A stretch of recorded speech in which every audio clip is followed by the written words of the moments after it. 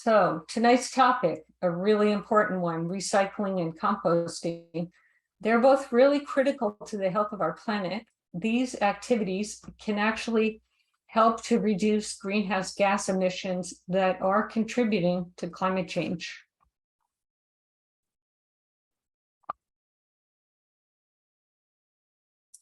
Today's talk will start with the new food waste law of California, some clarification as to what goes into the recycle bins or what goes to the hazardous waste. And next we'll learn about the free compost available to all SLO County residents and the basics of how to make your own compost.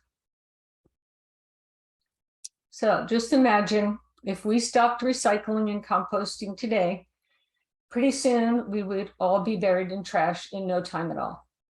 We already have a big island in the Pacific Ocean, twice the size of Texas, known as the Great Pacific Garbage Patch. So I don't think any of us wants that to continue.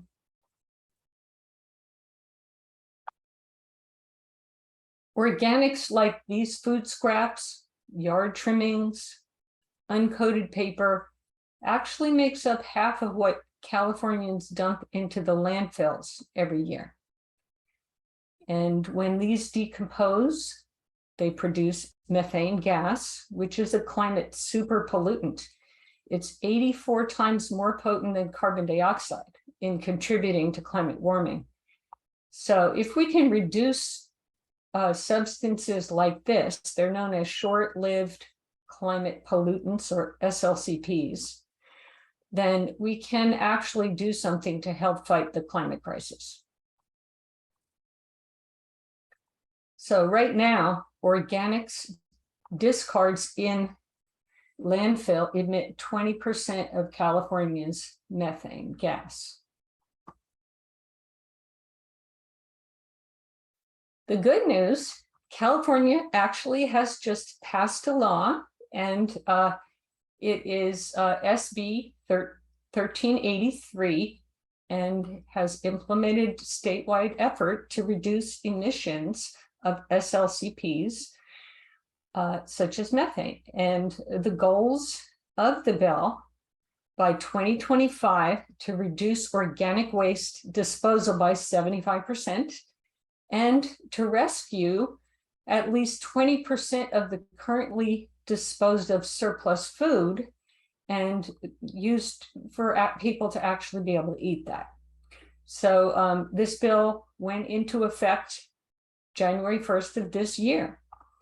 And so Californians are now required to divert inedible food waste into the organic green waste bin or to compost it themselves.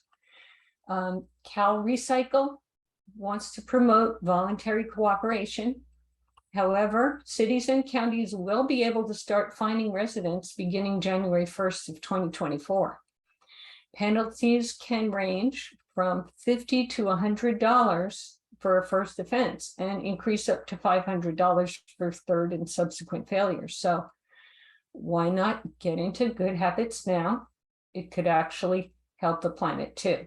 So this is closing the loop. The food comes from the land and really should be going back to the land in a good way that makes the land healthier.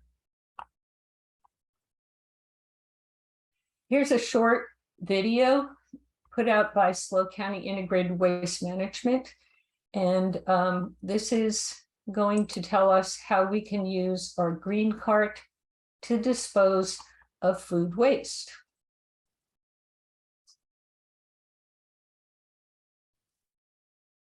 Hello, I want to share with you some exciting information about a new program in San Luis Obispo County called Be Smart, Use the Green Cart. You can now participate in this beneficial program by adding food scraps into your green cart. So, what sorts of foods can you put in your green cart? Almost anything. All meat, bones, seafood, fruit, bread, pasta, eggshells, coffee grounds, and more. For more information about composting your food waste, please visit IWMA.com. And remember, be smart, use your green cart. Okay, So you can see a list of some of the items that you can be adding to your green card. Here's a couple of logistics. You can get a food waste container for free from the IWMA, or you can buy your own.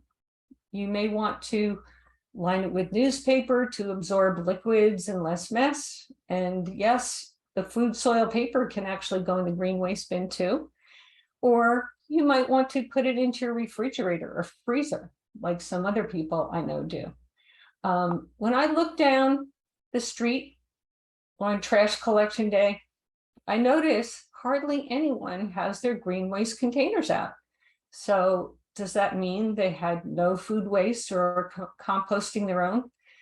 Well, more likely, I think that many of it or much of it is actually going into the trash. And I think that many people are still not really aware that they are now required by state law to recycle this food waste. So I'm just, hopefully, we'll be spreading the word. So here are some things are easy to tell what goes into each bin curbside, but others are actually kind of tricky. So after looking and studying the IWMA.com website, I'd like to share just a few surprises that I found with you. Now, most of us know that you recycle rigid plastics, but not plastic bags in the blue recycle bin. But did you know that office paper can only be recycled if it's receipt sized or larger? So if you have shredded paper, you can put it into a clear plastic bag and then put it into the recycle bin. But this is the only time you should be putting a plastic bag into the recycle bin.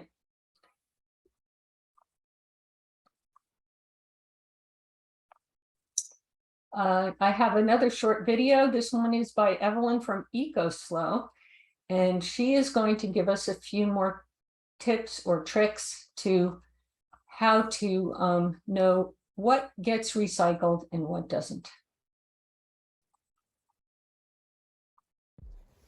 What you should or shouldn't recycle in SLO County right now. Paper is totally recyclable in SLO County. You just need to take into consideration some factors. 1, is it soiled? 2, is it smaller than your fist? For example, this piece of paper, not recyclable. And 3, is it shredded paper? That's also not recyclable. But anything like your ads, your magazines, your cardboard, totally recyclable in SLO County. Aluminum products are recyclable, such as an aluminum can. Make sure all the liquids are gone. Aluminum foil, but make sure A, it's clean, and B, if you have scraps, those can be recyclable. Just make sure to make it into a ball such as this. The little scraps itself, not recyclable. Bottle caps and cans are also totally recyclable. Just make sure when you're recycling these guys to put them in a can. Once the can is full, just seal the top and everything will be recycled. However, if you try to recycle the cap by itself, it's just gonna go into the cracks of the facility and it will end up in the landfill. Plastics type 1 and 2 are totally recyclable. Just make sure they're clean. As you can tell, these have been cleaned. Make sure they have a rigid neck. If they're plastic products that don't have a rigid neck, even if they're type 1 or 2, they are not recyclable right now. Plastic items that are not recyclable are plastic bags. These do not belong in the recycling bin. Any plastic packaging, not recyclable. Do you have solo caps? These are not recyclable. They need to go in the landfill. Glass is also recyclable, just as long as they are food grade. And when I say food grade, that means they had food in them. So this jar used to have olives in it. This jar used to have tea in it. Both of these are recyclable. Glass that's not recyclable are glass containers, light bulbs, any broken glass, any other glass items like glass cups, glass plates, they're not recyclable. Also, mixed materials are not recyclable in SLO County. When I say mixed materials, it's 2 or more types of materials mixed into one item. For example, we have a carton right here. Even though it seems like it's paper, there's actually plastic lining in it, making it a mixed material. So it's paper and plastic. Also, packaging like this, paper on the outside, but you can tell that's plastic on the inside. This is a mixed material as well, also goes into the landfill. Another item that's not recyclable in SLO County are gloves and masks. Have questions or are confused on certain items and where they should go? Contact IWMA or ECOSLO.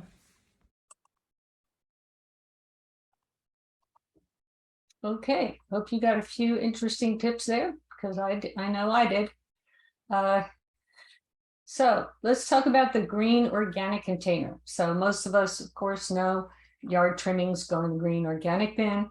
And now we also know all food scraps go in there too, unless we're composting them because of SB 1383. But did you know that uncoated food soil paper, such as paper towels and napkins, can also go into the green waste bin? Many things we throw away can't go into any of the curbside bins. Things like batteries and fluorescent light bulbs can be turned in at the hardware store. But other things we actually have to bring them into the hazardous waste facility. We keep a box in the garage for these type of things and then head over to the hazardous waste facility when it's full, or once every few months or so. There are several hazardous waste facilities in this county. Morro Bay and SLO are just a couple. And most of us know, of course, poisonous chemicals, paint, pesticides need to go to the hazardous waste facility. But did you know that aerosol cans are considered hazardous waste? And so are broken fluorescent light bulbs. Broken LED bulbs are okay to put in the trash if you wrap them in newspaper, tape them up, and label them to prevent workers from getting injured from the broken glass.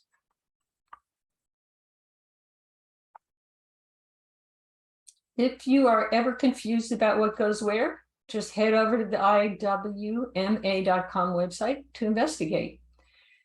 There actually is a lot more there. I've only skimmed the surface.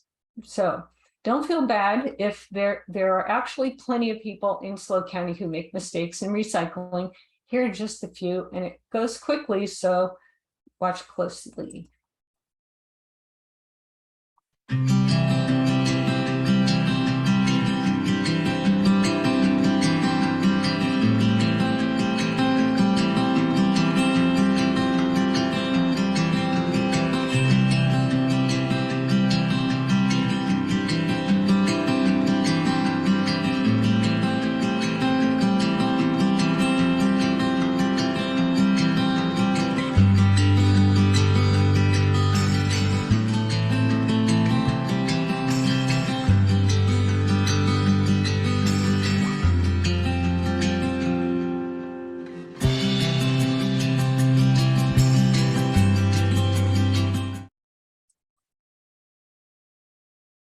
Okay, so now we talk about free compost. So what does SLO County do with all the green waste that you've been putting into those green bins? Using the anaerobic digester, it makes electricity and high quality nutrient-rich compost that could be used in gardening and farming. You can get this compost absolutely free twice a year in fall and spring in San Luis Obispo. Check the website for upcoming events and more details, or email them to get on the mailing list to be notified. The last compost giveaway was just this past Saturday. Here is my husband, John, getting some compost for our garden. Now, obviously, it does take some effort, but there are lots of people who want to take advantage of this opportunity. By the way, if you bring a truck, they will actually fill it for you, which is great. But we didn't have a truck. We just brought our Prius. I recommend going early when they first open up. I think it's usually 10, because there do get to be lines if you wait too long. The next event is going to be next spring. Now, this compost from CompoGas, you can see, is really great stuff for your garden and does add a lot of organic matter that's going to benefit your plants. But it is free of microorganisms like mycorrhizal fungi we've all heard about. So maybe you'd like to try your hand at composting. I have 2 short videos to end up with for beginning composters. The first one shows the basics of composting by Better Homes and Gardens. And the second one will explain how to set up a worm bin, presented by the City of Sydney, Australia. I hope you're inspired to try some composting on your own if you haven't done so.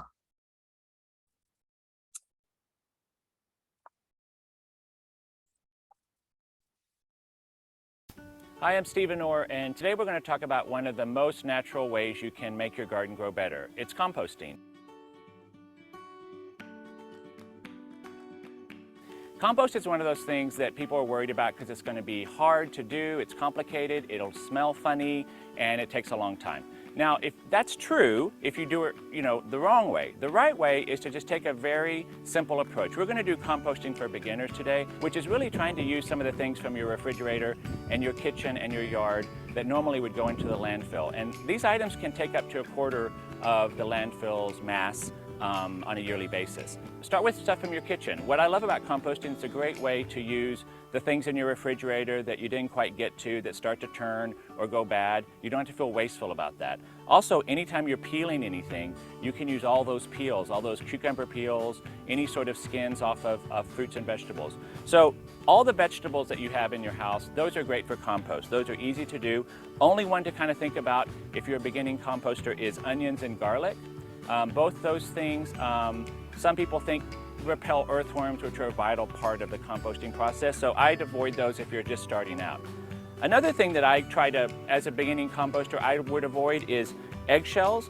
You can crush them up, but I find if you're just starting out and your compost is new, they don't break down as much. So you're going to have those little eggshell pieces in your compost when you pull it out. Composting is all about the microbial action of your compost pile. You can either just make a 3x3, 3-foot by 3-foot compost pile on the ground, but there's also all sorts of compost makers you can use that are black plastic. The black plastic helps it heat up.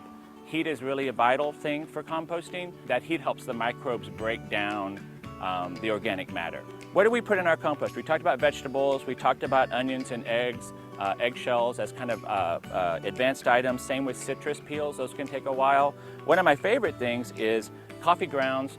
If you drink coffee like I do every day, you actually accumulate quite a lot of coffee grounds. Those can go right in the compost. If you used unbleached filters, those can go in as well. Over here we have 2 things that go in the compost and something in process. This is coffee grounds, and I like herb tea, so these are herbs from my garden, and after I make the tea I put them in here. These are great for composting. You're going to want to combo your green items, which are wet, with your brown items, which are dry. So that's kind of the science. That's the only real science you need to think about with composting, is having the green and the brown together in the right amount. So start with the brown, add the green, and you just layer that up. So when you go and look at your compost pile, if it seems a little too wet and you smell anything at all, add more brown. If you go and you look at it and it seems dry, you might want to add more green, and you might even want to put some water in it to make it moist. It really should smell like good soil. As it's being made, this is kind of in process, this compost. It has a few leaves in it. It has some twigs in it. Those will never compost, so if you want to be strict with your compost, don't put those twigs in. But these leaves will all break down with the green and the brown, and ultimately you're going to have this beautiful, it's almost like chocolate cake. That's what some people talk about. It feels kind of like crumbled chocolate cake, and it smells great. It really just smells sweet. It smells like really great soil and slightly sweet. And so this is the black gold that gardeners are after. They're really after this compost that they can use in their garden. You can apply it to your flower beds. It's a very gentle fertilizer, and it really will help all your plants perk up. And at the end of the day, composting is one of the best ways to recycle, and it's also one of the best ways to have the healthiest garden you can have. We've talked about all the things that are good for the beginning composter. Here's some things that aren't good to compost, and that is any meat, dairy products. I personally avoid cooked items like oatmeal even, although that can work really well. But I find that some of these things can really make your compost go bad and start to really smell. Also, they do attract more animals and pests than you might want. So one way to accumulate all your good stuff that you have, all your peelings and tea and coffee grounds, is just to have a container in your kitchen. I just use a crock, like an earthenware pot that I put it in. It kind of forces me to deal with it more often. It's not very big. If you have a lot of waste or a medium amount of waste, this is a good one. You might have to empty it every few days, but it's a good way to just easily put it on the countertop, and then you can take it out to the compost pile. So if you're starting your compost pile out, I think one of the best ways to get all those microbes humming is to take some compost starter. You can buy this online from a variety of brands, and you just want to get an organic compost starter that is full of microbes that are ready to go, and it has some alfalfa and kelp meal in there as well. And you can add that to your starter compost and then put some water on it, and then you do that once. You can do that several times a year or every other month. So after a few months in the compost bin, you'll have this great compost, which kind of looks like crumbled chocolate cake, and you can just spread it on your flower beds and in your pots. And with just these kitchen scraps and a little bit of time and the right microbes, you'll have the happiest garden you can have.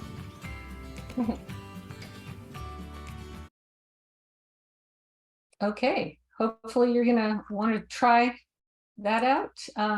My next video is how to start a worm farm in 4 steps. And this guy is from Australia, so when he talks about a Hessian cloth, he's just talking about burlap. You can also use sheets of cardboard for his purpose, for covering the worms up. You'll see what he's going to do. And also, you'll notice that he has a purchased worm bin. There are people who like to construct their own worm bins using basic materials, and a YouTube video. I like the 3-tote system promoted by Kevin with Epic Gardening. So if you're going to try that, you can look him up or just buy a kit. He will talk about cocoa coir, and that is a block that is available at Los Osos Valley Nursery last I checked, among other places. And this is just to get it started. After that, you can probably just add the shredded newspaper to the medium. So one thing the video does not mention is it's a good idea to add a little bit of soil to give the worms a little grit, just to get started, but not too much. Okay, let's check it out.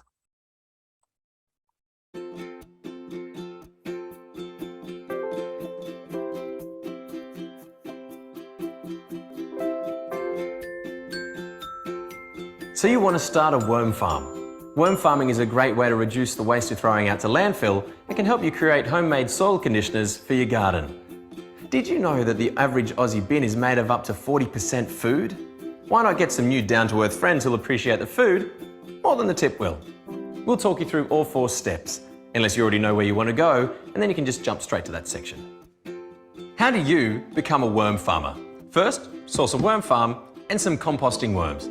When figuring out how big your worm farm needs to be and how many worms you need, think about how much food you throw away per day. Worms can eat about half their body weight worth of food. So if you throw away 2 apple cores and a carrot, you'll need this many worms to consume it. If you're unsure about how much food you throw away, just buy a large box of worms to get you started. Choose a well-constructed worm farm so pests can't get in. Remember, it's not a pest farm, it's a worm farm. Next, set up your worm farm. What materials do you need? Grab a pair of gloves and an apron so you don't get too dirty. Then source 2 sheets of newspaper, a Hessian cloth that's as wide and as long as your worm farm. Grab a large bowl or bucket, your worm farm, worms, and the cocoa fibre brick that came with your kit. Place the cocoa fibre brick in the bowl and cover with water. Wait 2 hours for it to expand. While you're waiting for your cocoa fibre brick to expand, move your worm farm into a cool, dark, dry area away from the hot sun. Place a newspaper on the base of your first working tray. Once your cocoa fibre brick has expanded, grab it out of the bowl and layer it over the newspaper. It should still be quite wet. Add the worms on top of the cocoa fibre and newspaper, keeping any bedding that came with them. Then cover with the worm blanket. Worm blanket can be made out of any old fabric. Today we're using Hessian. And now, let your worms settle in for a week.